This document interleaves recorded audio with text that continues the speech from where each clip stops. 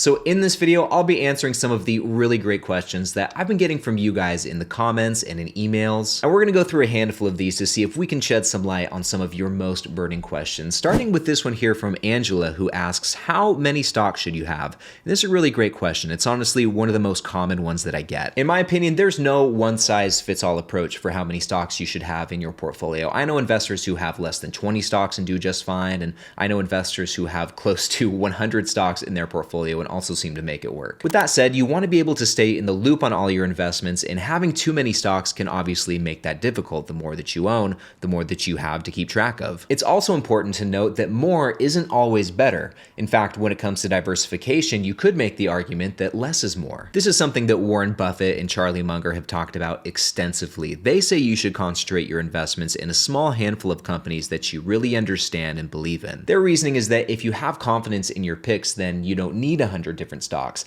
In fact, owning too many can dilute your potential gains and can make it harder to keep track of what's going on, kind of like what I was saying a moment ago. Overall, just like with many things, the key is to strike a balance. You want to diversify enough to where you can manage risk, but at the same time, you don't want to go too overboard to the point where you lose focus in your portfolio. And you'll just have to gauge where that sweet spot is as you go along. Anyway, guys, moving on to the second question here. This one comes from my friend I'mVox2019 over on YouTube, who wants to know what's a good app to track dividend payments. And I've got two great options for you. The first is my free dividend portfolio tracking spreadsheet here, which you can start using for free. There is a link to grab this spreadsheet in the description of the video. This is one of the things I use to track my portfolio, and this dividend log page we're looking at here allows you to input all of the dividends that you receive. We can see in this highlighted row right here, these are all of my payments so far for 2024. If we scroll over all the way to the right, it'll add the monthly total for us right here, and at the bottom, it'll add the annual total. Furthermore, all of this information gets compiled and is shown on a nice looking chart right here on the dashboard page, and we can see the monthly breakdown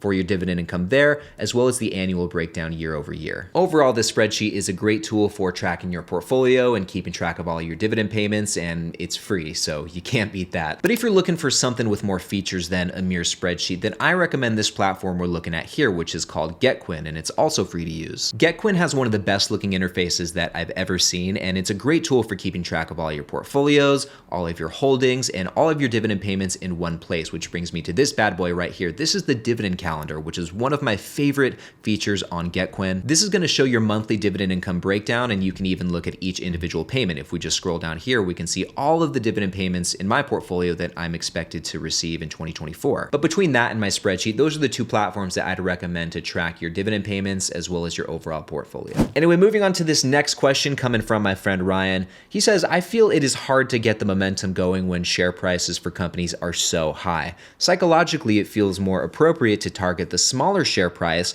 in order to accumulate more shares. Does this make sense? Yes, it totally makes sense. It's a really great question, and I completely understand where Ryan is coming from. But investing in a company just because its share price is lower than another company honestly isn't the best move. For example, taking that approach would have you thinking that Medical Properties Trust is a better investment because it's $3.24 per share compared to Visa, which has a much higher price tag at $265 per share. And in my opinion, that's not the reality of the situation at all. Having more shares of a company might make you feel better, but that's just your mind playing tricks on you. And whether you invest $1,000 in company A at $20 per share to buy 50 shares, or in company B at $200 per share to buy 5 shares, you'll still have the same total amount invested either way. Instead of comparing share prices to determine which stocks to buy, instead you should compare the quality of the businesses, you should compare their competitive advantages, and compare their long-term potential, because those are the things that really matter. As Warren Buffett said, price is what you pay, value is what you get, and a lower share price might give you a higher quantity of shares, but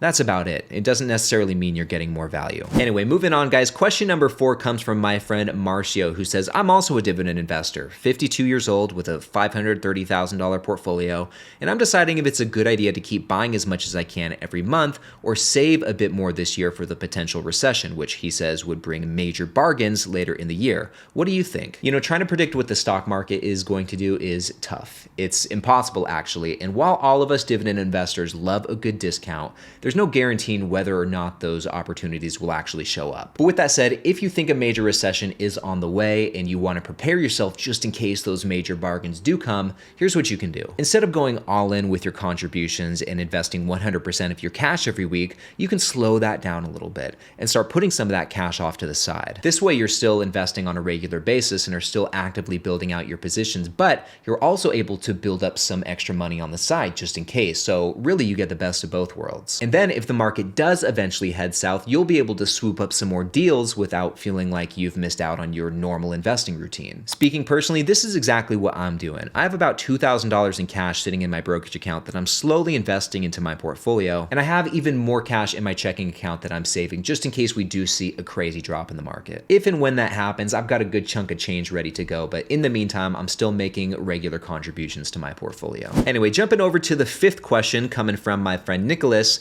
He says, my question is for those who started this journey later in life. What do you think is the best strategy for someone who is starting this process in their mid-40s? So real quick, I'd actually love to get your guys' opinion on this as well. So leave me a comment below and let me know how you would answer this question. I'm curious to know. Anyway, in my opinion, I think that for someone who is just getting started with investing in their mid-40s, the overall approach is going to be pretty similar to someone who started younger. I think many of the same rules apply. You still want to invest in companies that are within your circle of competence. You still do not want to chase yield, and dividend growth is still important. All of these things still hold true. However, since time is a bit more limited, you're probably going to have to invest a larger amount every week or every month to make up for that lost time. In my opinion, that's going to be the biggest difference in your strategy. And with that said, living off a dividend someday is by no means out of the question. With 20 to 25 years of disciplined investing and consistent compounding, I think you'll be pretty surprised at just how large your portfolio can grow. And I actually want to demonstrate what your portfolio could look like 25 years or so down the road if you started, let's say, with $1,000 today. Like I said, time's not necessarily on your side in this situation, so let's say you're investing pretty aggressively, let's say $1,000 per month or $12,000 per year. And in this situation, we're going to invest in a dividend-focused ETF, something like SCHD, which has a 3.5% starting yield. And while SCHD has a double-digit dividend growth rate over these last 5 years, let's be a bit more conservative and account for a 7% dividend growth rate